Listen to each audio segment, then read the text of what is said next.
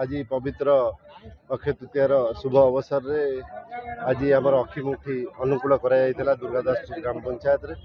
आजिका दिन आम समस्त गोटे खुशीर दिन पवित्र दिन आजिका दिन रे महाप्रभु जगतरनाथ जगन्नाथ रथ कार्य आरंभ हम तो निश्चित रूपे आजिका दिन रे माटी माँ को पूजा करी अखिमुठी अनुकूल करी आज चाष कार्य आरंभ करती चाषी भाई भौणी मैंने तो आम समस्त गोटे विश्वास रही आजिकार पवित्र दिन में चाष कार्य आरंभ कले यही वर्ष फसल भल हुए हम बोली आमर विश्वास रही सब सब चाषी भाई भौणी मैंने आजिका दिन में चाष कार्य आरंभ करती एवं महाप्रभु को प्रार्थना करती कि यही वर्ष फसल टी जमी भल तो आज समस्त को धन्यवाद दूसरी समस्त चाषी भाई भौणी मानू आउ थे समस्त को शुभेच्छा और अभिनंदन जनाऊँगी ये पवित्र अक्षय तृतीयार अवसर पवित्र अक्षय तृतीया एवं अखिमुठी अनुकूल आज पिपिली ब्लॉक दुर्गादासपुर ग्राम पंचायत रे मान्यवर विधायक श्रीजुक्त रुद्रप्रताप महारथी द्वारा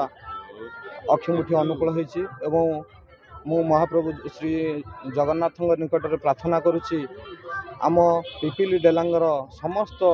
चाषी परिवार केमती ए वर्ष भलरे फसल अमल हो एवं भल फसल हो एतिकी मोर महाप्रभु जगन्नाथ निकट में प्रार्थना रहिबो समस्त चाषी बंधु को अनुरोध रहिबो समस्त मान्यवर मुख्यमंत्री जो कृषि विभाग समस्त सुविधा अच्छी तार आम विभाग सहित आलोचना करी समस्त चाषी बंधु तार केमती उपकार हासिल करंतु एतिकी मु समस्त निवेदन जनाए।